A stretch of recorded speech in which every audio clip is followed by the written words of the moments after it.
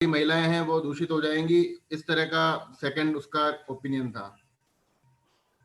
और बाकी loss of enjoyment जो बोला था आपने वो था, और तीसरा कुल का नाश हो जाएगा और नरक को मिलेगा। ये 4 रीजन उसने बताए थे शुरू में। Okay, very good. सो पहला कारण था कंपैशन, करुणा। ठीक है, जैसे उसने देखा सामने गुरु द्रोणाचार्य खड़े हैं, जिन्होंने पूरी धनुष विद्या अर्जुन को सिखाई थी, तो गुरु के ऊपर कैसे बाण चला सकते हैं? भीष्म पितामह, जिनकी गोद में वो बड़े हुए थे, जिनके कंधे में बैठ के खेलते थे, उनके बाण कैसे चला सकते हैं? तो ये पहला करुणा, कंपैशन। दूसरा लॉस ऑफ एंजॉयमेंट। यदि सब लोग मर जाएंगे तो मैं किन के साथ एंजॉय करूंगा? क्योंकि हमको आनंद प्राप्त करने के लिए आसपास कोई चाहिए। आपको अकेले यदि 10 बेडरूम हॉल फ्लैट में छोड़ दिया जाए अकेले, और साथ में कोई भी नहीं है, चाहे उस फ्लैट के अंदर हर रूम के अंदर एलसीडी टीवी है, लेटेस्ट गैजेट्स हैं, लैपटॉप है, मोबाइल है, आप उसका आनंद ले सकते। You need someone to enjoy, isn't it? है ना? कहते हैं ना, man is a social being, so he need somebody to enjoy with. तो अर्जुन ने बोला कि सारे भाई जो मेरे हैं सब मर जाएंगे, तो मैं किन के साथ एंजॉय करूंगा? What will I do with this kingdom? That was the second reason. ठीक है, और थर्ड था पाप लगेगा। कहते हैं जो ये गुरु हैं, गुरु की हत्या करूंगा तो मुझे पाप भुगतना पड़ेगा, नरक जाना पड़ेगा। और चौथा डिस्ट्रक्शन ऑफ डायनेस्टी, कुल का नाश हो जाएगा, क्योंकि सब युद्ध के मैदान में उपस्थित थे, केवल स्त्रियों को और छोटे बच्चों को छोड़कर। Everybody else was present in the battlefield. How many generations? Bhishma Pitamah, Duryodhan, Dhritarashtra, उसके पुत्र, उनके पुत्र, अभिमन्यु भी था उसके अंदर, है कि नहीं, युद्ध लड़ने के लिए, अर्जुन का पुत्र है। तो 4-5 जनरेशन प्रेजेंट थी इस युद्ध के मैदान में युद्ध लड़ने के लिए, और घर पे केवल स्त्रियां, बूढ़े और छोटे बच्चे है। तो अर्जुन को चिंता थी कि यदि सब मर जाएंगे तो बच्चों को संस्कार कौन देगा, स्त्रियों को प्रोटेक्ट कौन करेगा? कहते हैं कि स्त्रियां, female should always be under somebody's protection. बचपन में पिता के संरक्षण में, शादी के बाद पति के संरक्षण में, और पति के बाद बच्चों के संरक्षण में। They should be always protected. They are as innocent as children. तो शास्त्र के अनुसार स्त्रियों को हमेशा सुरक्षा प्रदान करनी चाहिए, बच्चों को सुरक्षा प्रदान करनी चाहिए। तो अर्जुन को चिंता थी कि यदि सब मर जाएंगे सब, तो कौन इनको संस्कार देगा? तो ये 4 कारण पहले अध्याय में थे, और 5वां कारण दूसरे अध्याय के शुरू में। When Arjuna says, now I am utterly confused, I don't know what to do. मुझे पता नहीं मुझे क्या करना चाहिए, युद्ध करना चाहिए, युद्ध नहीं करना चाहिए, मुझे समझ नहीं आ रहा है। इसको 5वां कारण देते हैं। ये 5 कारण देने के बाद अर्जुन ने भगवान को समर्पण किया। हम देखते हैं जब भौतिक जीवन में हम बहुत विवश हो जाते हैं, लोग बहुत विवश हो जाते हैं, तो फाइनली जाके भगवान की शरण लेते हैं, है कि नहीं? हाथ उठा देते हैं, भगवान तू ही है मेरा सहारा है, और कोई सहारा नहीं, ठीक है नहीं? They lose hope, complete hope, on all their opulence, on their friends, their family members, no one can help them. Then they go and finally take shelter of the Supreme Lord. So Arjuna also surrendered. In which verse he surrendered? Which verse he surrendered? Which is the shloka?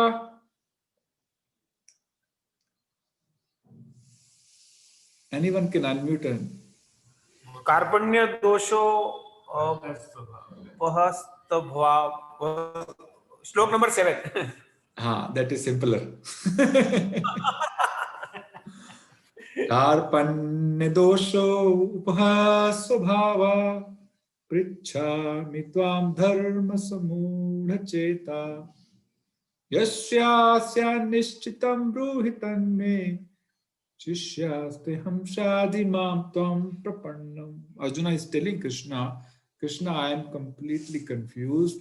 I am suffering with miserly weakness. Karpanne, kripanata.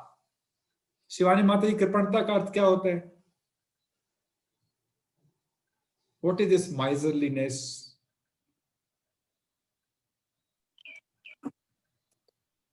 Mentally weak होना. Okay, closer, but very specific what Arjuna meant in this verse. Anyone else? कृपणता का अर्थ समझाया गया था, क्या होता है? Mamta Mataji, you are not audible. Your sound is not working. Not audible, Mataji. I can't hear you. Anyone else? Kripanata. Yes. Yes, Sunil Prabhu. Capability है लेकिन act नहीं कर रहे उसके हिसाब से. फॉर एग्जांपल कंजूस ऐसा. कंजूस, यस. कंजूस का अर्थ क्या होता है कि बहुत धन है लेकिन जीता है भिखारी की तरह, धन का उपयोग नहीं करता है, उसको बोलते हैं कंजूस. कृपणा. वैसे ही ज्यादातर लोग इस भौतिक जगत में कृपण हैं. क्या है? कृपण है. And they are suffering with miserly weakness. What is the weakness? They have the ability, but they don't use it. What ability? They have the ability to get out of this material world, but they don't use it. They don't use it. Isliye everybody is a miser. Not using the talent, ability, skills Krishna is provided, to use it to get out of this material world, but not using it. So Arjuna is saying, I am a big warrior. I have every ability to fight and defeat these people, but I am not able to pick up my bow and arrow. I have become very weak somehow. So please help me. And he says, Shreyas Chishyas Nishya. Karpanne dosho pasvabhava prichhami tvam dharma samucheta yashreyasya nishchitam. He said, tell me definitely what is ultimate good for me.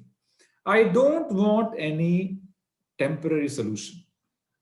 I don't want any quick fix solution. I want permanent solution which is going to give me benefit in the long run. Okay? दूर की सोच रहा है अर्जुन. कहता मुझे don't, एक होता है प्रेयस, एक होता है Shreyas. Prayers and shreyas. Prayers is instant enjoyment, like everybody is running after, है ना? But at a huge cost. And shreyas is long-term good, ultimate good for the human being. So Arjuna is not seeking any advice which will help him get some instant enjoyment. He is wanting for advice which will help me solve all his material problems. So that is the kind of advice we should seek. Why? Because quick enjoyment, material enjoyment, even animals enjoy, isn't it? Are animals not enjoying sex life? They enjoy better than us, you know. A dog can have sex with so many, female dogs in a day. A pigeon can have sex with so many female pigeons in a day. Okay? They also eat, they also sleep. We also eat, we also sleep. We also have sex. We also defend, they also defend.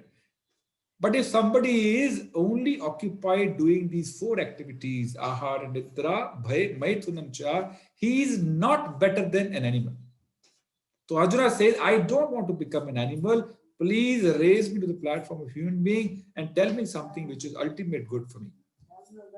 Okay, so this is the beginning of human life. When somebody asks, Athato Brahma Jigyasa, then he is just justifying his human life. If he is only struggling for food, if he is struggling for shelter, if he is struggling for sex life, then he is not better than an animal. This is the Shastric injunction.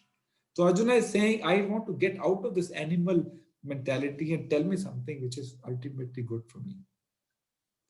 Shishyasteham shadi mam tvam sapranam. So please accept me as a disciple.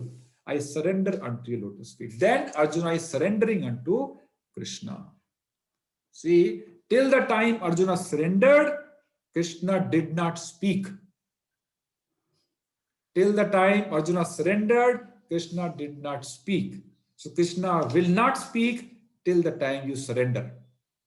Krishna will not reveal this knowledge unto you till the time you surrender. Okay? So there are so many people who read Bhagavad Gita, but they don't understand the essence of Bhagavad Gita. They can't understand. Why? There is no surrender. There are so many people who have, memorized all 700 verses of Bhagavad Gita. And they can tell you all the verses like this, like, water flows out of tap. But they have not understood the essence of Bhagavad Gita. Why? Lack of surrender. Bhaktya mam abhijanati. Only through devotional surrender one can understand Krishna, one can understand Bhagavad Gita. Anyatha nahi samajh sakte. So Arjuna is surrendering unto Krishna. Shishyasteham shadi mam tvam prapannam. Prapannam matlab samarpan karna. Now Krishna starts speaking. From 11th verse, Krishna starts speaking, and that is the beginning of, Bhagavad Gita spoken by Arjuna.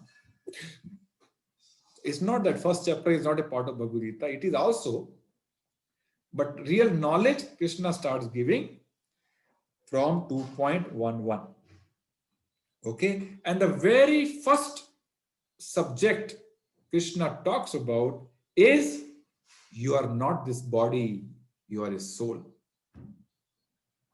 So this is the ABCD of spiritual knowledge. One who does not know that he is not a body, he is a soul, he can do many dharmic anushtans, has no meaning. He can do many yagyas, has no meaning. He can do so many pious activities, open hospitals, open anathale, give food, give shelter, give blood, organize blood camps, no value. Till the time he understands that his original identification is not of a body, but of a soul. So the very subject Krishna is teaching Arjuna is, what is the difference between Sat, which is soul, and Asat, which is body. Okay? This is called Sakhya Yoga. Aap isko notes banaiye so that you don't forget, and you can revise it later on. Okay? This is called Sakhya Yoga. Okay. If others can switch on their videos, it'll be nice, unless they have a, this problem, what we call network problem.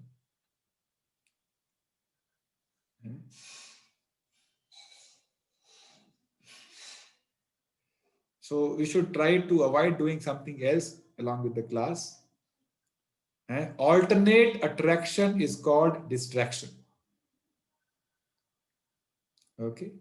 Alternate attraction, yani while in the class doing something else, is distraction. And Krishna will not reveal the knowledge to a distracted mind. Okay. So please be attentive in the class. And keeping your video on is a reflection of attentiveness. Otherwise, video band ho to then you tend to do something else also simultaneously, isn't it? So if possible, please keep your video on unless there is a network issue. Thank you very much. And then after speaking, this knowledge, and this knowledge of body and soul is to answer Krishna's first argument. What is the argument? They all will die. Krishna is saying they will not die. They are not this body. They are a soul. And then Krishna will answer second question, third question, like this. Okay. So now second chapter will revive with the help of a quiz. Okay. So I'll show question. There are multiple answers. It's MCQ.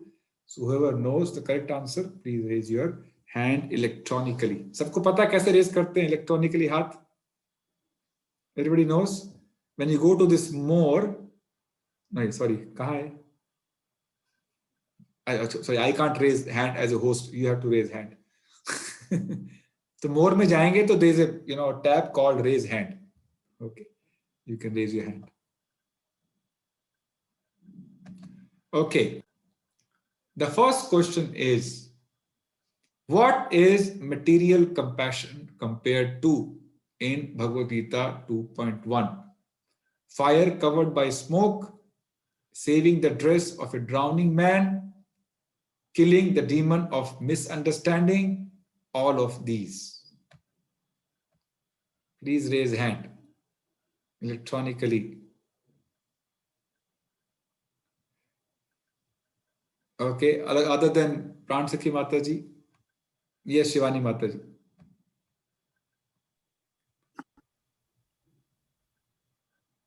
All of these. No. Then Wrong answer, Mataji. Then it will be B. Saving the dress of the drowning Yes, man. it is B. It is B. Okay. So all you can, bring down your hands. So material compassion is a very important subject. Shivani Mata, can you explain what does it mean? Saving the dress of a drowning man. Material compassion.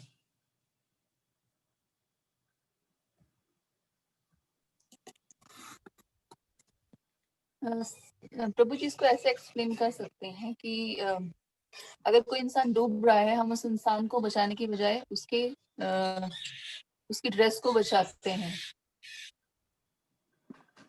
So how is this material compassion equivalent to this?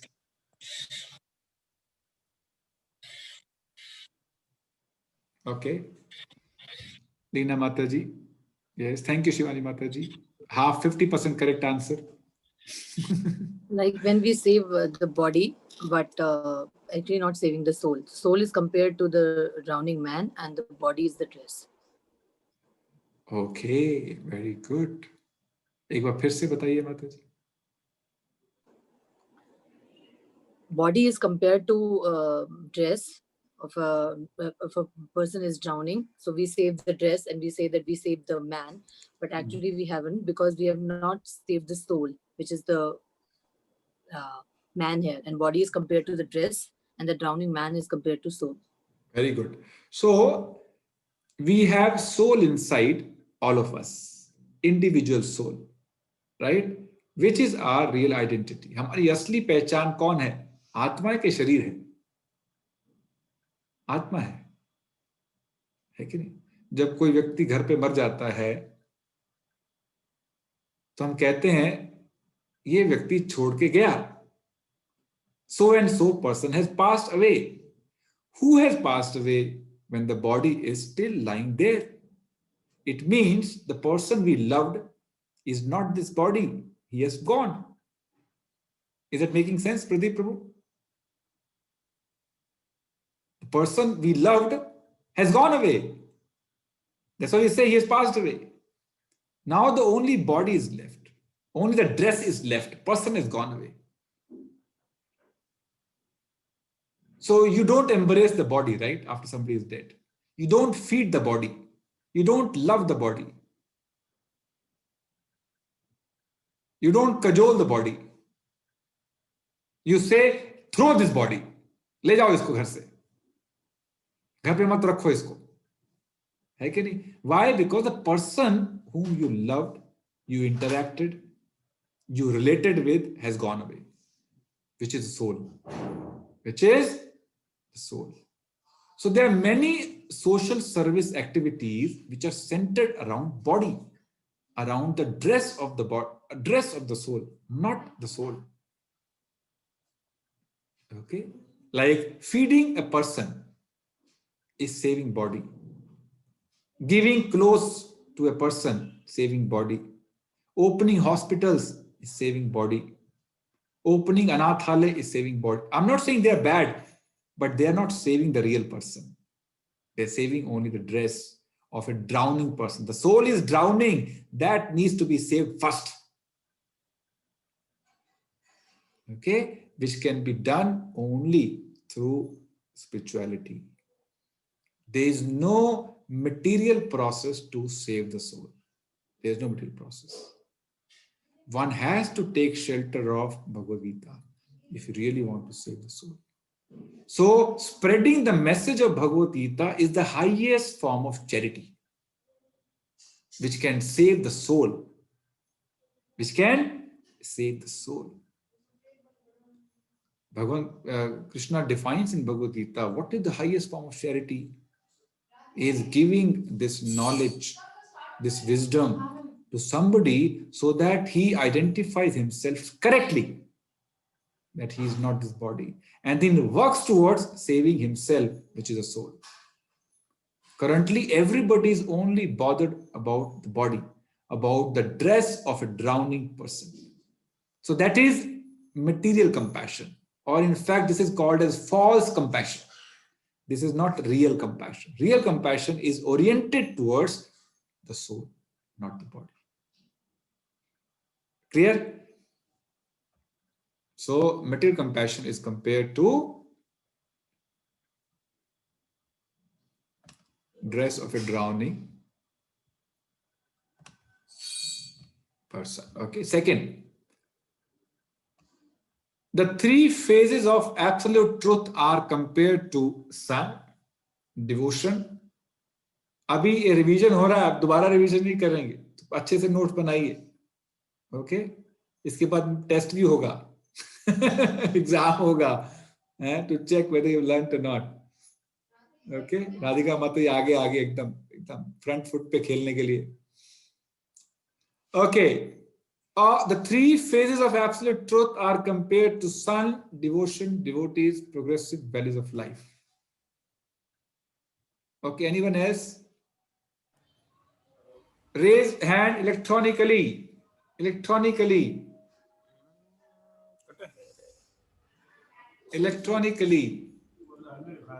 वो हाथ लग रहे नहीं वो तो. Okay, I can see 4 hands. Okay, Babulal Prabhuji will try first. Yes, Prabhuji. Unmute करके बोलिए. Progressive value of the life. No, Prabhuji, गलत जवाब. Okay, निधि माता जी. Hare Krishna, Prabhuji. Yes, Mataji. Prabhuji, 3 phases of absolute truth is compared to sun. Okay, very good. Cause जैसे हम sun god को देखते हैं तो हमें जो जिसका जैसा परसेप्शन होता है, लाइक जिनको सिर्फ लाइट दिखती है, उनकी गर्मी दिखती है, तो हमें सिर्फ वही लगता है कि सन सिर्फ उतना ही है, सिर्फ उनकी जो लाइट है आउटर. फिर अगर और अंदर जाएंगे तो और कोर है. तो भगवान को का ट्रुथ जो सोल, सुपर सोल और एंड डिवोटी से रिलेटेड है, तो हम भगवान को जितना जानेंगे, सन से कंपेयर किया जा रहा है कि जो हमारे अंदर की आत्मा है वो इंडिविजुअल सोल है और एक सुपर सोल भी है. तो उसी तरह जो ये ट्रुथ सबको नहीं पता होता है. Like we compare it to sun, जो लाइट दिखती है उसके अंदर का स्क्वायर हमें नहीं पता होता है, तो हमें सिर्फ वो लाइट ही सन समझ में आता है. Okay, so thank you Nidhi Mata, thank you. So listen carefully. Pradeep Prabhu जी कहाँ गए आप?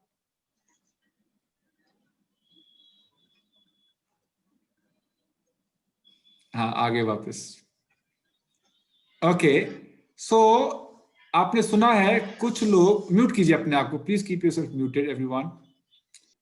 सो आपने सुना है कुछ लोग भगवान को निराकार मानते हैं.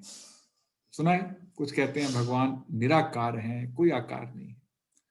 कुछ लोग कहते हैं भगवान का आकार है. कुछ लोग परमात्मा पे, हृदय के अंदर बैठे परमात्मा के ऊपर ध्यान लगाते हैं. ठीक है, अब तीनों में कौन सच है, कौन गलत है, बताओ.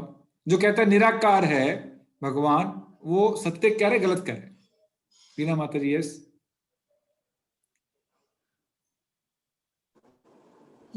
he's right, but in part. हाँ, he is partly right, he is not fully right.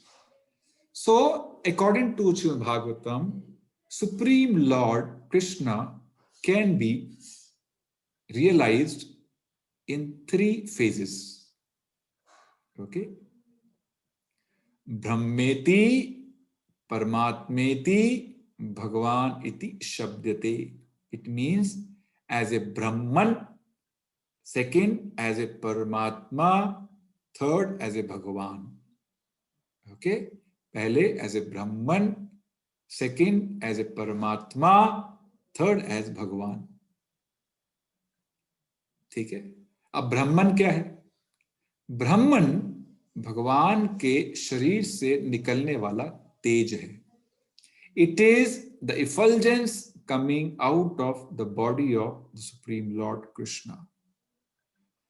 जैसे सूर्य से प्रकाश निकलता है, वैसे ही भगवान के शरीर से तेज निकलता है, और सूरज को प्रकाश भी उस तेज से मिलता है.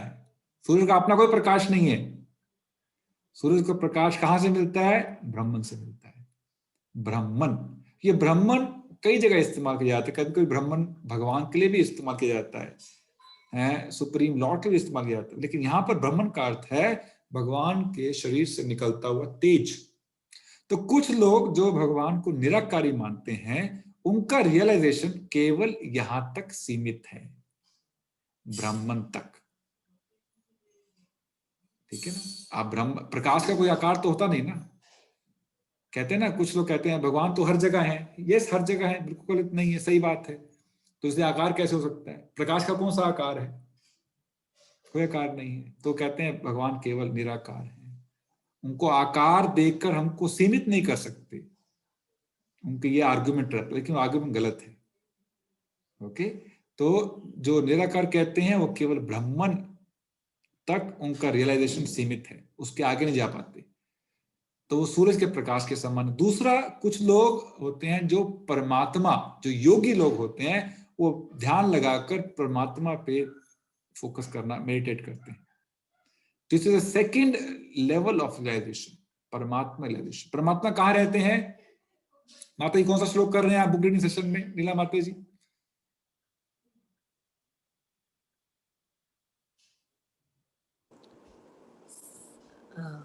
ईश्वरा सर्वभूतानां हृदेशे अर्जुन तिष्ठति. हाँ, ईश्वरा सर्वभूतानां हृदेशे अर्जुन तिष्ठति.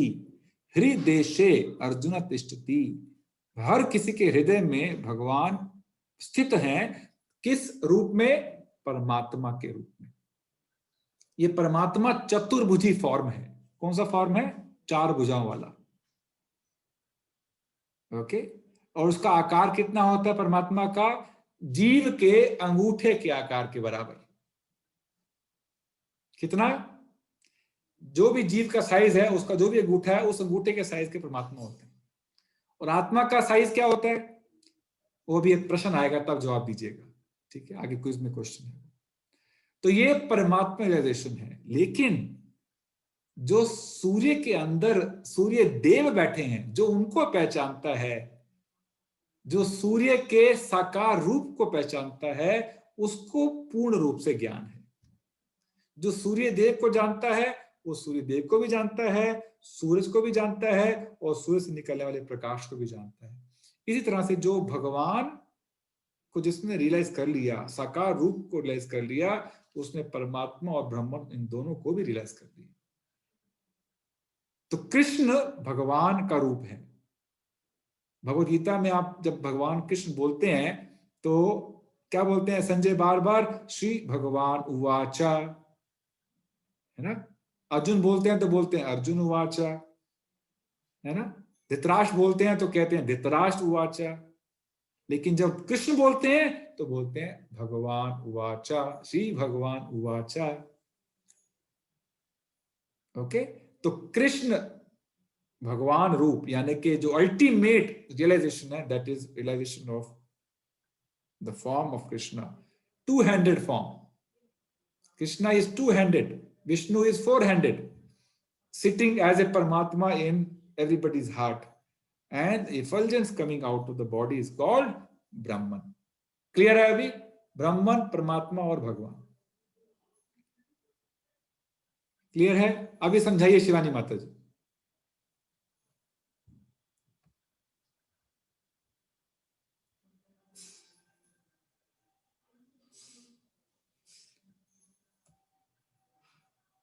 यस शिवानी माता, यस। प्रभु जी, जो आपने अभी बताया उसका जो सार है वो ये है कि भगवान जो है वो निराकार ही है और भगवान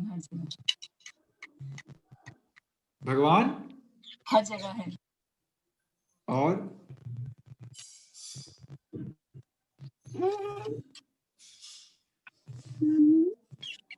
इतना ही समझ आया प्रभु। इतने समझ आया? ओके, ये पार्ट रियलाइजेशन, पार्ट अंडरस्टैंडिंग है, पार्टली और करेक्ट।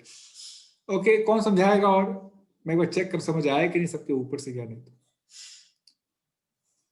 ये किसका हाथ खड़ा है? राधिका माता ji, yes.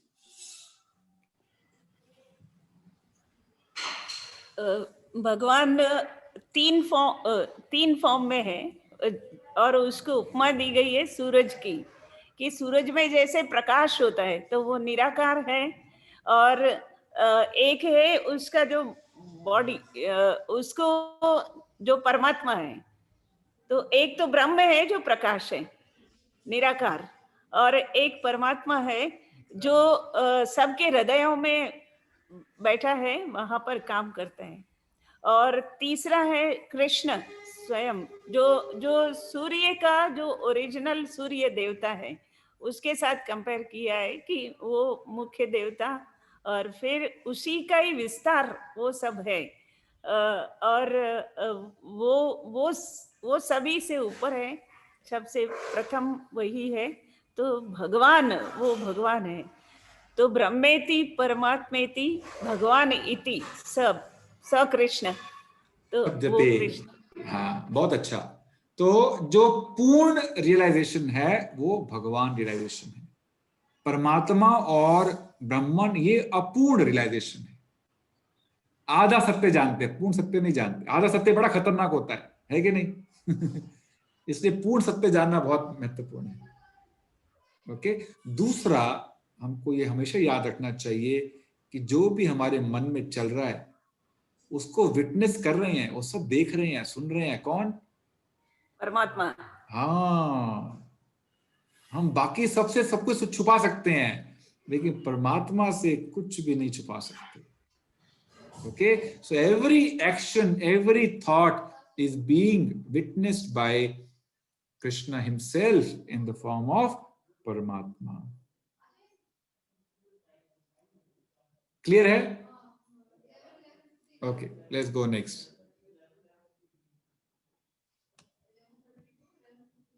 Who is an Aryan?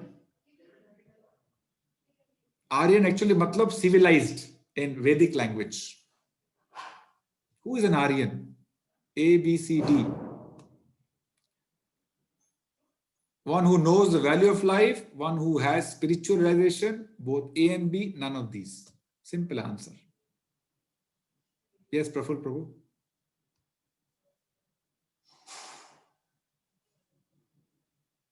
बोलिए। A and B. A and B, correct. If one has spiritual education, then only he is civilized. Otherwise, he is animal. Okay, noted? If one who understands he is not this body, he is a soul, he is only civilized. One who does not know, he is as good as an animal. Then his focus will be only on eating, sleeping, defending, having sex. That's it.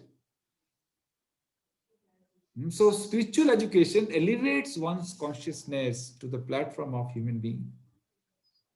So without spiritual education, one is living his life like an animal, not civilized. Okay. Then next. Why, according to Krishna, would Arjuna become infamous by not fighting? Because Arjuna, being a Kshatriya, has duty. His duty is to fight. Because deviation from one's duty does not lead to spiritual advancement. Both A and B, and none of these. Yes, anyone? Unmute and say. Neena Mataji, yes, you raise your hand. Both A and B. A and B. Okay, it means when one tries to avoid his duty, it is sinful. It is sinful. One cannot avoid. Like Arjuna was trying to avoid his duty of fighting as a Kshatriya. Krishna said it is sinful. Arjuna was thinking, if he fights, it is sinful. Krishna said, no, if you don't fight, it is sinful. So देखिए कितना अंतर है in what we think and what Krishna thinks.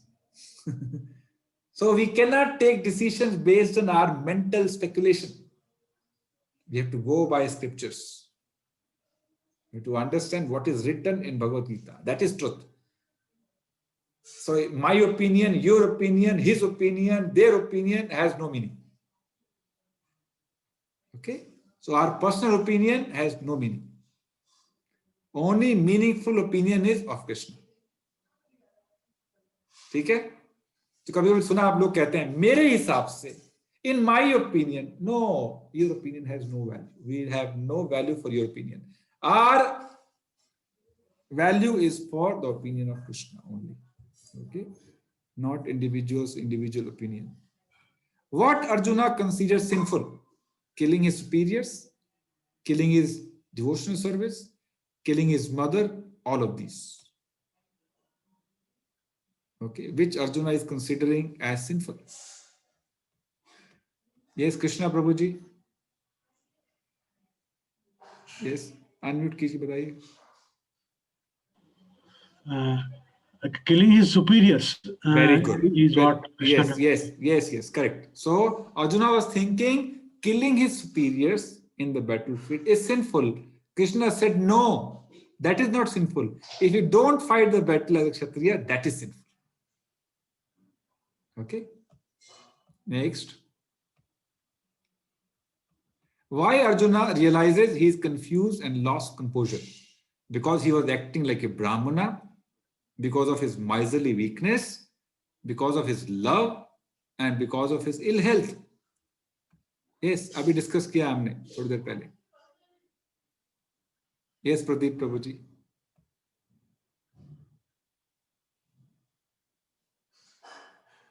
Unmute करके जवाब दीजिए.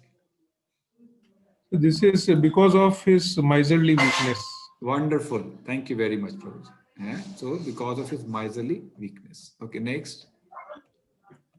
Finally, Arjuna accepts Krishna as his friend, as a spiritual master, disciple, none of these. Very simple.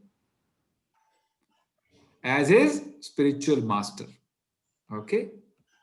Next, Krishna and the living entities. Yeah, important है. Krishna and the living entities dash are eternal. Individually, scriptures, spirit, conditioning. Who will give this answer? Narendra प्रभु जी. अभी मैं जो जिनके दरवाजे बंद हैं उनको पकड़ता हूं.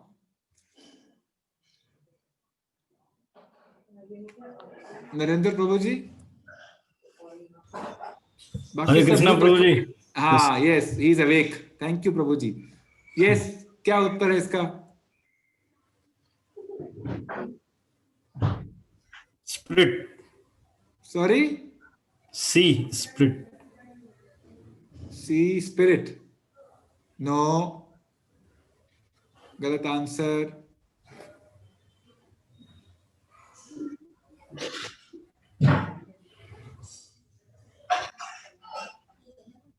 किसके बर्तनों की आवाज आ रही है? Yes Sunil Prabhu. Individually. Very good. So बहुत इंपॉर्टेंट संदेश है यहां पर. भगवान बताते हैं कि अर्जुन को कहते हैं कि जितने भी राजा हैं युद्ध के मैदान में हैं, वो राजा मैं और तुम सब इंडिविजुअली पहले प्रेजेंट थे, आज भी प्रेजेंट हैं और युद्ध के बाद आगे भी रहेंगे. मतलब क्या है? दो संदेश हैं इसके अंदर. पहला कि हम हमेशा रहेंगे, हम कभी मरने वाले नहीं, because we are soul, eternal soul, we are not this body. Okay, we existed earlier also, now also, in future also will continue to exist. That is one. Second, we exist individually. You are an individual, he is an individual, I am an individual. It means आत्मा आत्मा का merger नहीं होता है. कभी कभी सुनते हैं ना कि आत्मा परमात्मा में लीन हो जाता है. लीन नहीं हो सकता है. आत्मा का अस्तित्व कभी खत्म नहीं होता है. A soul exists forever. Soul continue to exist forever individually. वो कहीं वो क्या बोलते हैं उसको, किसी और चीज में समा नहीं जाती है. आपने सुना ना आत्मा परमात्मा का मिलन, मर्जर नहीं हो, पॉसिबल नहीं है वो. तो भगवान उस बार खंडन कर रहे हैं इस श्लोक के माध्यम से. नत्वे वाहम जाओ नात्वम नेम जनाधिपा, भगवद गीता के दूसरे अध्याय में आता है कि everybody is an individual soul. Okay, they will continue to remain individual. Then next, why a self-realized soul is not bewildered by changing from boyhood to old age and then to death. Again I repeat, why a self-realized soul is not bewildered by changing body from boyhood to old age and then to death? Because he knows everything, because he believes in next life, because in the end everything becomes void, because the spirit soul does not undergo any change. Mukul Prabhu, yes. Unmute करके जवाब दीजिए प्रभु जी. प्रभु जी, D, because the spirit soul does not undergo any change. Wonderful, very good. Soul does not go any change, but only body undergoes many changes. Okay, when one is 1 day old or one is 100 years old, it is the same soul in both the bodies. Soul does not undergo any change with time. It is only body which becomes old. Soul is ever fresh, eternal, no change. Aparivartanshil. There is no change in the soul, but only body undergoes changes. Why should one not be disturbed and tolerate happiness and distress? प्रश्न है कि जब आपके कभी happiness आता है, कभी distress आता है, कभी सुख कभी दुख आता है, तो why one should not be disturbed and should tolerate both happiness and distress? Because they arise from sense perception. Because performing the prescribed rules and regulations of religious principles in any condition raises one to platform of knowledge. Because of the knowledge and devotion, only one can liberate oneself from the clutches of Maya. Yes? क्या answer है बताइए? You can unmute and say. Because aloha. Okay, sense perception. One comes to platform knowledge by following rules, regulations, and through knowledge and devotion. Okay. Then next, which of the following is accepted as a supreme? Energy, energetic, energizer, none of above. Who is supreme amongst these four? Sandeep Prabhu ji.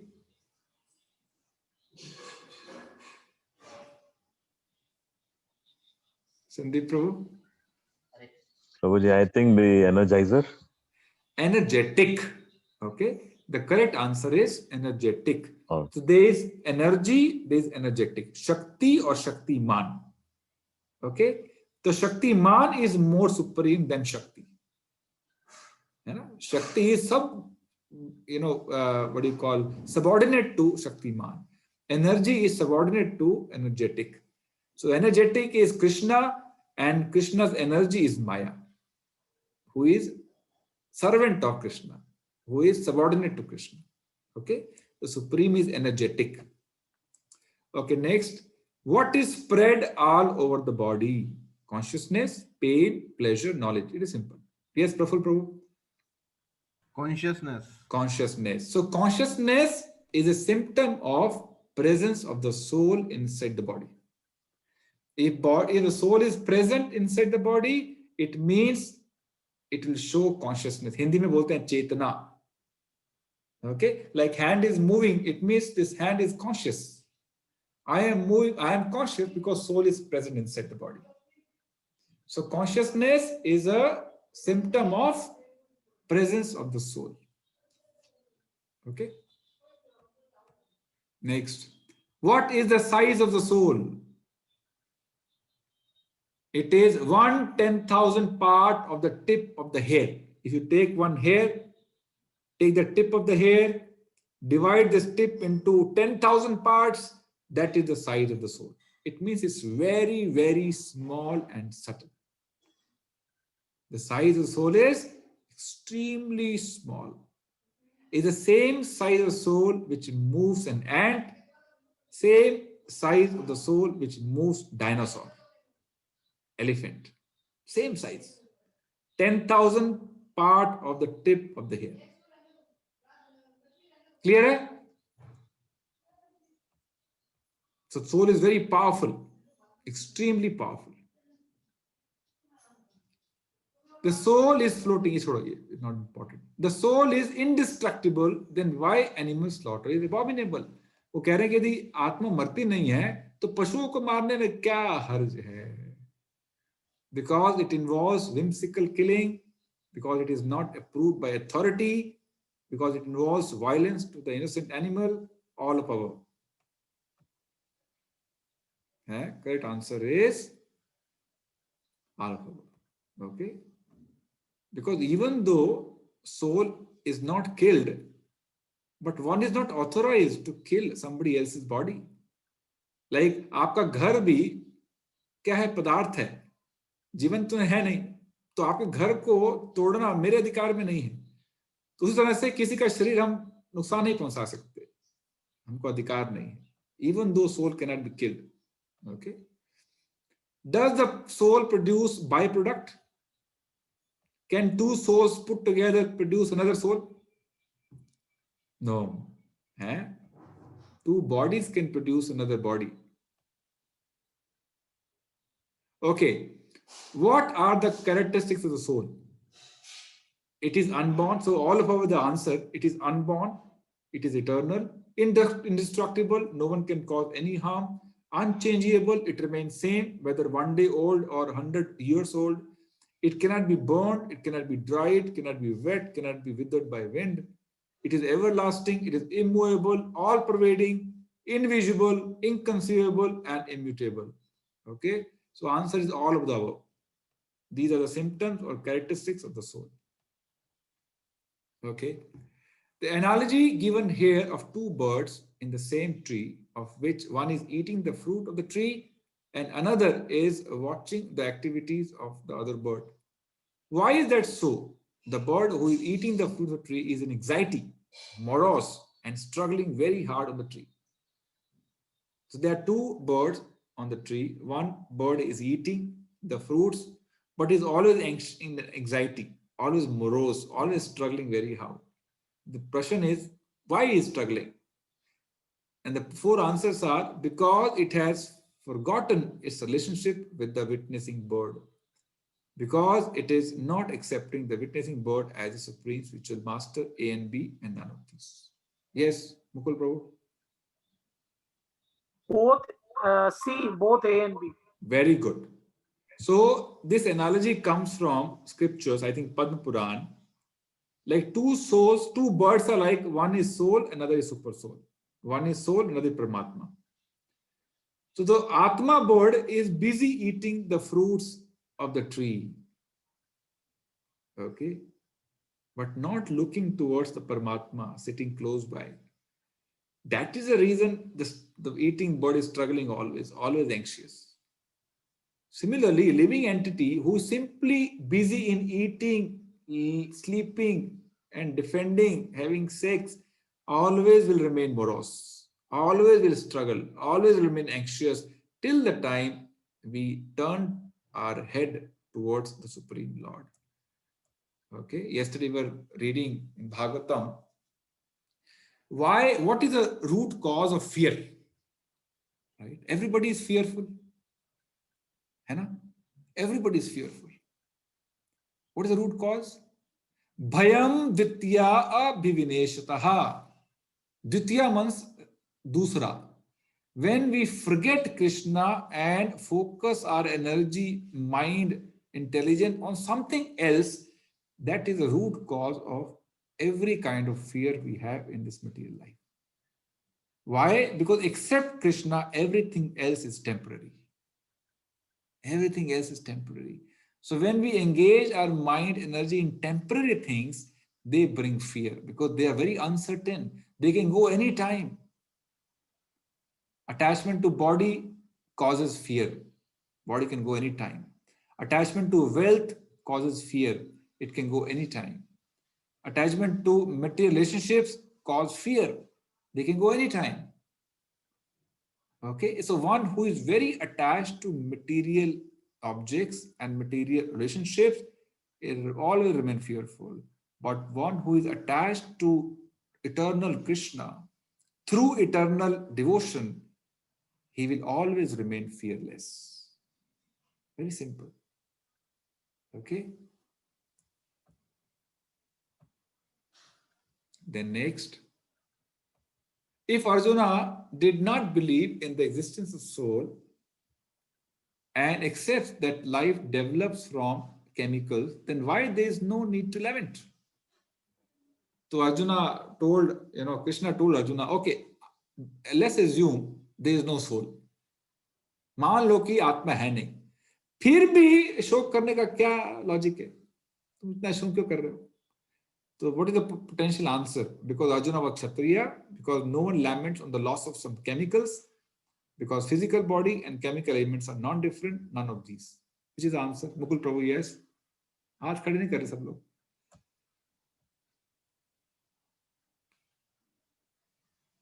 Yes.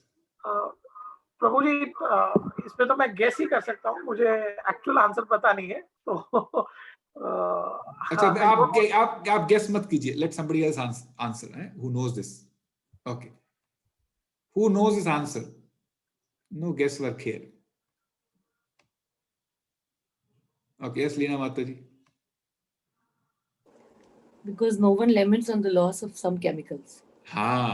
Even if one assumes there is no soul and this body is only made up of some chemicals, then who worries about loss of some chemicals? Isn't it? So he told Arjuna कि अब मान लो कि आप ये भी मान लो आत्मा नहीं है शरीर के अंदर, शरीर केवल केमिकल से बना है, तो थोड़े बहुत केमिकल खत्म हो जाएंगे तो क्या फर्क पड़ता है? Anyway, there is a conservation of energy, है? कहीं हो जाके मिल जाएंगे. So these chemicals will never get lost practically. Okay, so let's go next, second page.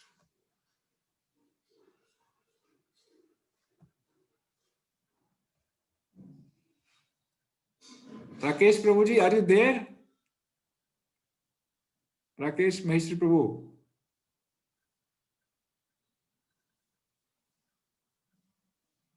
Okay. Video of करने का ये होता है. Okay, how is the soul described as amazing? Soul has innumerable qualities. Soul is known for its constitution, such small particle which is both so great and so small. So C is the answer. Okay. It is very small but very powerful, very inconceivably powerful. Even if Arjuna identified with his body, a Kshatriya body, then also how by fighting he would enjoy? By fighting, if he wins, he will get kingdom. If he dies, he will go to heaven. Okay, so answer is B and C. Sorry, A and B both. C answer. How by not fighting the war, Arjuna would be affected? So Arjuna wanted to avoid the fight, but Krishna said, avoiding fight is not good for you. How? Being a Kshatriya, fighting is his duty, as performing sacrifice is the duty of Brahmana. By not fighting, he would be neglecting his duties and incur sinful reactions. And by not fighting, he would lose his reputation as a great warrior. So the answer is D, all of the above. Okay. If he doesn't fight, everything will happen. He will lose his image. He will go to hell because of, not doing his duty. And, he's acting as a Brahmana, not as a Kshatriya.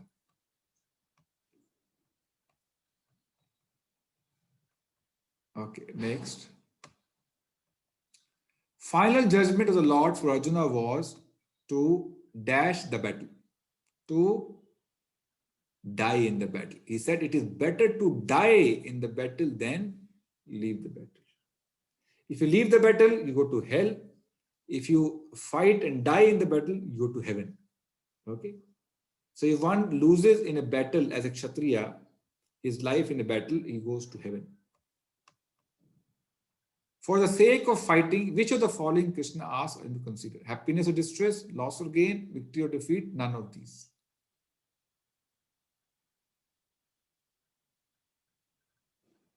Yes. Who is raising hand?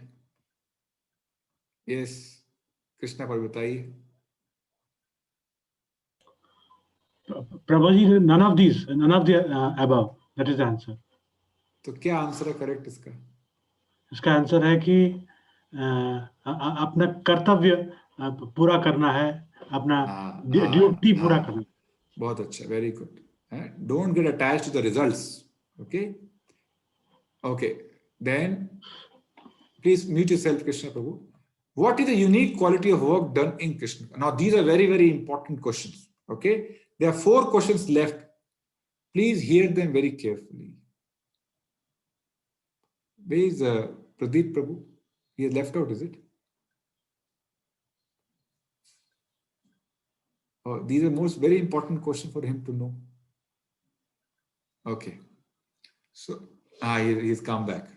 Welcome back, Pradeep Prabhu. So these 4 questions are very, very important. Okay, which we have been studying in the last few classes. So, question is, what is unique quality of work done in Krishna consciousness? Krishna चेतना में काम करने की खास बात क्या है? Who will answer this question? What is so special about working in Krishna consciousness? Radhika माता जी का हाथ खड़ा है. Anyone else?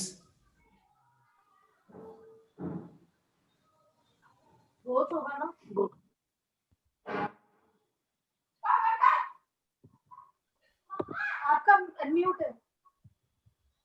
किसका डॉगी की आवाज आ रही है? डॉगी. ओके, राकेश प्रभु बताइए. Yes Rakesh Prabhu ji. Both A and B. हाँ, read the answer. Both A and B पढ़िए. क्या लिखा है वहाँ पे? Work begun in Krishna consciousness has a permanent effect, even though not finished. The performer of the Krishna conscious work is never at the loss, even his work in Krishna consciousness is incomplete. हाँ, ये बहुत mute कीजिए. Now this is very, very important point. हमने चर्चा किया था, आपको याद होगा कि कोई भौतिक कार्य आप शुरू करते हैं, जब तक वो खत्म ना हो जाए उसका कोई फल नहीं मिलता है ना? इनफैक्ट खत्म होने के बाद भी जो फल मिलता है वो अस्थायी होता है, कुछ समय के लिए होता है. That is the nature of material endeavors, material efforts. लेकिन भक्ति में आप कोई भी कार्य कीजिए, पूरा कीजिए, अधूरा कीजिए, 1% कीजिए, 10% कीजिए, जितना भी आप करते हैं उसका फल शाश्वत होता है, टेम्परेरी नहीं होता है. नेहा अभिक्रमणाश्वस्ति प्रत्यवायु न विद्यते सुअल्पम अपि अस्य धर्मस्य त्रायते महतो भयात्. This is the nature of devotional activities. आप इसको बड़े अच्छे समझ लीजिए, क्योंकि जब तक ये समझ नहीं आएगा ना, हम भक्ति का क्या अर्थ है हमारे जीवन में समझ नहीं पाएंगे. Why devotion is so important for us? जैसे मान लो आप एक माला जप करते हैं, हरे कृष्ण कृष्ण कृष्ण हरे हरे, हरे राम राम राम हरे हरे. 10 मिनट लगाया आपने, उस 10 मिनट में जो एक माला किया उसका जो फल है वो कोई नहीं मिटा सकता. इस जन्म में, अगले जन्म में, आने वाले कई जन्मों में उसका फल कभी समान. That is eternal credit which has gone into your spiritual account. Ladda Prabhu कहां जा रहे हो आप? बैठो, बहुत महत्वपूर्ण पॉइंट है.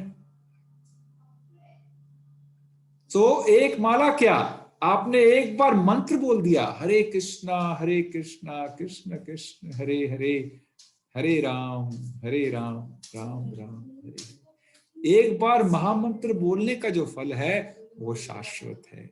अरे पूरा महामंत्र क्या, खाली हरे बोल दिया, उसका जो फल है शाश्वत। This is the beauty of devotional activities. एक बार भगवान को प्रणाम कर दिया, उसका फल शाश्वत है। ध्यान से सुनिए शिवानी माता जी, अटेंशन इधर रखो मेरे ऊपर, समझ रहे हैं आप मंदिर में जाते हैं, आप आरती लेते हैं ना, भगवान को ऑफ की हुई ऐसे आरती लेते हैं, है ना, चरणामृत लेते हैं, उसका फल शाश्वत है। आप दिन में 10 घंटा गधों की तरह काम करते हैं, उसका फल शाश्वत नहीं है। समझ रहे हैं? This is the uniqueness of work done in Krishna consciousness, that the fruit of this devotional activity is permanent. So जो भागवतम कहती है, कौन बुद्धिमान है, जो इस शाश्वत धन का संग्रह करता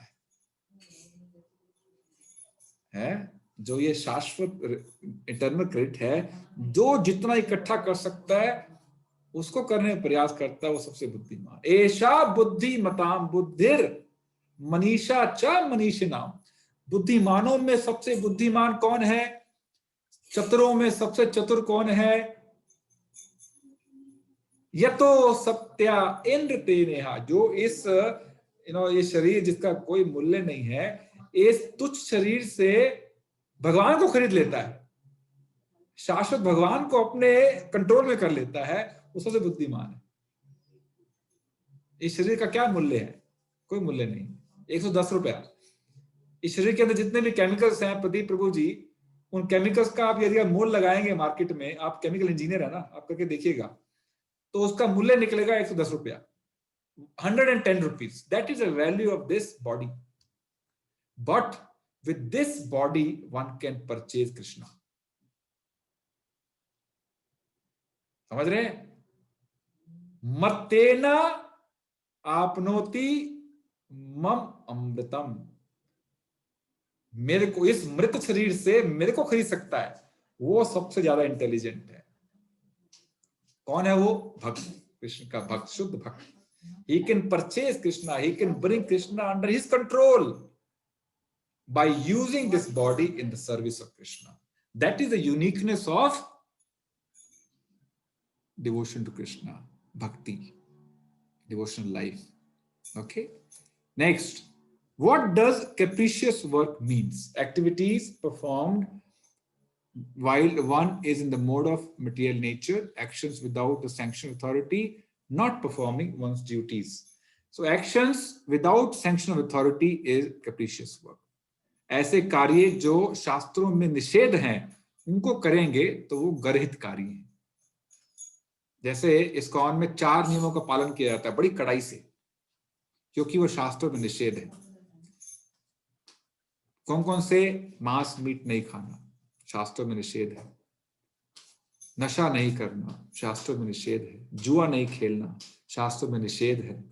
अवैध स्त्री संग या अवैध पुरुष संग नहीं करना, ये शास्त्रों में निषेध है। तो ये चारों गर्हित कार्य माने गए हैं, इसलिए इनसे बच के रहना चाहिए, क्योंकि शास्त्रों में इनका अनुमोदन नहीं है। Okay, why one should not be attached to the results of his work? Because it causes bondage. Acting without attachment leads one to path of liberation. Yes, Rakesh Prabhu आपने पहले बताया। Anyone else? Why one should not be? Everybody is attached to the result, isn't it? आप नौकरी करते हैं, सोचते रह के तनख्वाह कब मिलेगी, तनख्वाह कब मिलेगी, तनख्वाह कब मिलेगी। धंधा करते हैं, सोचते हैं प्रॉफिट कब मिलेगा, प्रॉफिट कब मिलेगा, प्रॉफिट कब मिलेगा, है कि नहीं? जैसे प्रॉफिट आता है फिर सोचते हैं नया घर कब बनाएंगे, नया घर कब बनाएंगे, गाड़ी कब लेंगे, सिंगापुर घूमने कब जाएंगे। So everybody is attached to the fruit, but Krishna is saying, don't get attached to the fruit. Why? It causes bondage. कर्म बंधन लगता है। कर्म बंधन मतलब उसका फल लेने के लिए आपको वापस शरीर में घुसना पड़ेगा, वापस जन्म लेना पड़ेगा, वापस बूढ़ा होना पड़ेगा, वापस बीमार होना पड़ेगा, फिर मरना पड़ेगा, फिर अपने घर वालों की तानों को सहन करना पड़ेगा, फिर बॉस की डांट सुननी पड़ेगी है, जितने भी कष्ट हैं हमारे जीवन में वो सब फिर से आएंगे यदि हम कर्म बंधन में फंस गए तो। इस भगवान कहते हैं ये कर्मों का फल मेरे को दे दो, क्योंकि मैं उसका कारण हूं, आप कारण मत बनो। आप कारण बनोगे तो फंस जाओगे। If you consider you are the cause of the result, then फंस गए। ठीक है, तो भगवान बोलते हैं कर्मण्येवाधिकारस्ते मा फलेषु कदाचन, मा फलेषु कदाचन, मा फलेषु कदाचन। वाई मा फलेषु कदाचन? कर्मण्येवाधिकारस्ते मा फलेषु कदाचन। आगे क्या है दया माता जी?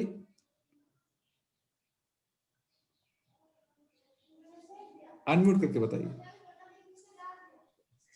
माँ कर्म फल हेतुर्भूर माते संगोस्त्व। हाँ, माँ कर्म फल हेतुर्भूर माते संगोस्त्व, क्योंकि तुम उसके कारण नहीं हो, उस फल का कारण मैं हूं, इसलिए वो मेरे को दे दो। मेरे को दे दो मतलब मेरे को अर्पित कर दो। इसका अर्थ ये नहीं है कि आपका 1 लाख का प्रॉफिट बना जाके मंदिर दे दिया, ये अर्थ नहीं है उसका घबराना नहीं, ये अर्थ नहीं है। ये अर्थ है कि वो उस मूड में किया जाए कि ये भगवान का, मेरा नहीं है। This belongs to Krishna, to be used in Krishna service, not for sense gratification. Okay, इंद्रिय तृप्ति में नहीं लगाना है, सेवा में लगाना है। Then Buddhi yoga means success in the work, resultant actions, consciousness, hard labour, transcendental loving service to the Lord. Answer दिया हुआ already. Buddhi yoga means who is the most intelligent person, one who is transcendently serving the supreme Lord. जो भगवत सेवा में लगा है वो सबसे बुद्धिमान व्यक्ति है। ओके, क्यों सबसे बुद्धिमान व्यक्ति है, कौन बताएगा? One who is serving Krishna is the most intelligent person. Why?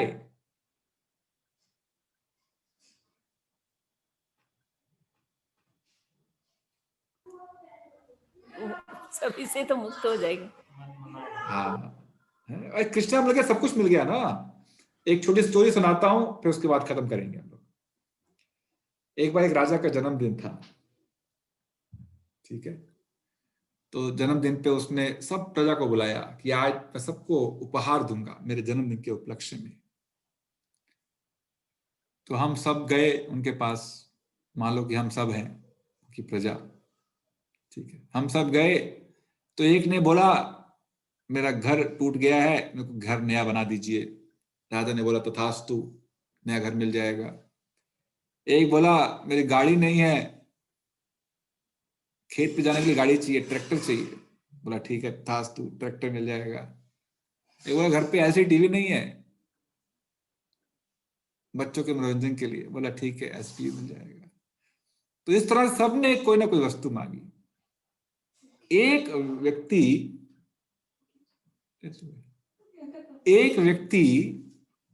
ने बोला मुझे कुछ नहीं चाहिए। क्या बोला? कुछ नहीं चाहिए, बस आप मेरे मित्र बन जाइए, कि just become my friend, I don't want anything else. सब लोग बोले बेवकूफ आदमी, वो राजा सबको देने को तैयार है और बोलता है मित्र बन जाओ। मित्र बना के अचार डालेगा उसका। बोला नहीं, मुझे बस राजा की मित्रता चाहिए, मुझे कुछ नहीं चाहिए। तो 6 महीना बीत गए। ओके, जब मिनिस्टर से उन राजा को याद दिलाया कि आपने किसी को मित्र बनाया था, कम से कम उसके घर तो जाना चाहिए आपको, है कि नहीं? बोला ठीक है, जाने की तैयारी करो। तो जैसे जब प्राइम मिनिस्टर आता है उदयपुर में, उससे पहले उनके मंत्री आते हैं, सब देखते हैं रोड सब ठीक है कि नहीं, झटके वटके तो लगेंगे प्राइम मिनिस्टर को। तो मिनिस्टर गए उसके घर पे, और घर जाके देखा तो घर एकदम टूटा फूटा, सड़क टूटी फूटी। तो सबसे पहले उसको घर बनाया, राजा आने वाले हैं उस घर में। उस घर में हर वस्तु का बंदोबस्त किया, उस घर तक पहुंचने वाली रोड बढ़िया बना दी, सबको नए नए कपड़े लाके दिए, धन लाके दिए, नए बर्तन लाके दिए, सब कुछ बंदोबस्त किया, क्योंकि राजा आने वाले हैं उसके घर में। तो जिसके पास राजा है उसको किस चीज की कमी है? किसी कमी। It's like asking something from Krishna means, like going to Prime Minister Narendra Modi और बोलने का मुझे 5 रुपए चाहिए, 5 रुपए दे दो, 10 रुपए दे दो, ये बेवकूफी है कि नहीं? So Krishna can give himself. यत्र योगेश्वर कृष्णा पार्था धनुर्धरा। तत्र क्या है माता जी? राधिका माता जी का श्लोक याद है वाला, नीतिर ब्रूतिर मतिर मम।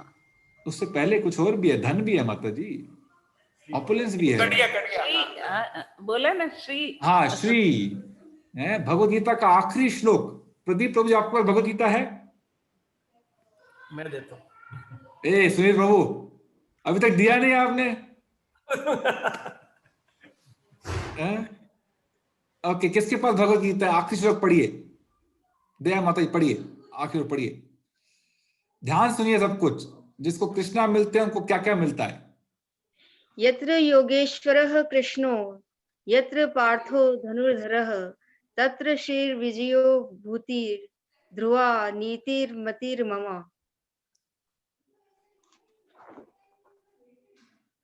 यस हेलो, हाँ जी, सुनाई दे रही ना आवाज? आ रही हाँ, बोलिए। बोला मैंने, यत्र योगेश्वरः नहीं, कृष्णो। आप इसका ट्रांसलेशन बताइए ना माता जी।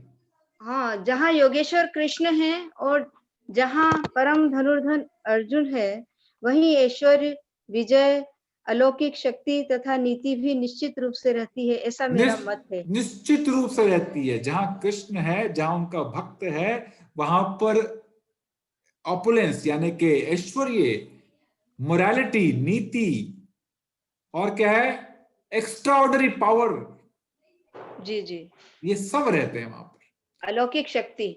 So, जो बुद्धिमान व्यक्ति है, he wants to attain Krishna, not his opulence.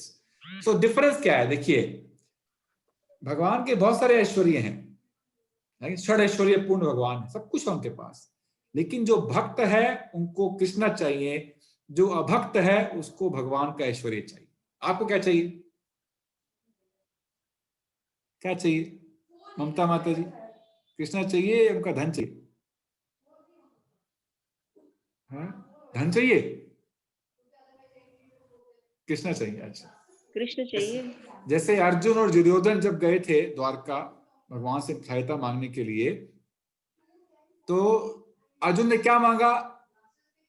Krishna चाहिए, कृष्णा हमारी तरफ आ जाए, चाहे उनके हाथ में कोई हथियार नहीं है, निहत्थे आएंगे, लेकिन हमको कृष्णा चाहिए। और दुर्योधन बड़ा पसंद हो गया, बेवकूफ अर्जुन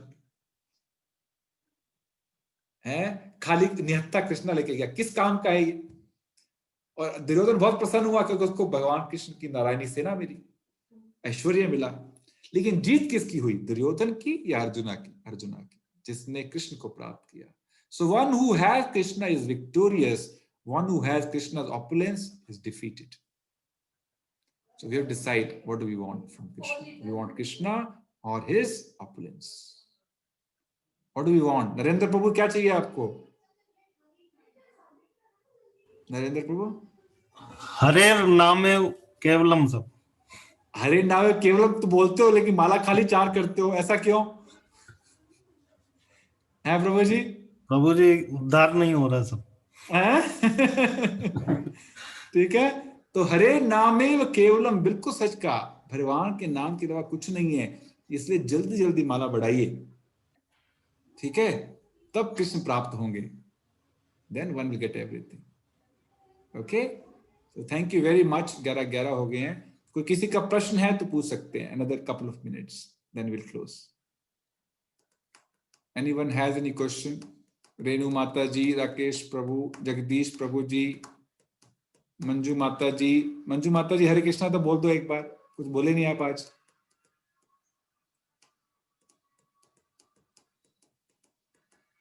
माता जी एब्सेंट है, देखो पता लग जाता है। माता जी प्रेजेंट हैं। ट्रेवल कर रहे हैं आप लगता है। ओके, कार में बैठ के ज्वाइन कर। ठीक है, ठीक। क्या चाहिए आपको? क्या चाहिए? कृष्णा चाहिए? कृष्णा का धन चाहिए? ऐश्वर्य चाहिए? कृष्णा चाहिए प्रभु जी। कृष्णा चाहिए। कृष्णा चाहिए। चलो बहुत अच्छा है। ठीक है, तो खूब खूब जप कीजिए, अच्छे से जप कीजिए, फिर कृष्णा प्राप्त होगा। Hare Krishna. Thank you very much everyone. Srila Prabhupada की जय, गौर भक्त वृंद की जय। वांछा कल्पतरुभ्यश्च कृपा सिंधु एव च पतितानां पावनेभ्यो वैष्णवेभ्यो नमो नमः। Thank you. प्रदीप प्रभु जी का नंबर मेरे को भेजिए, मैं ग्रुप में ऐड कर दूंगा। Okay, thank you.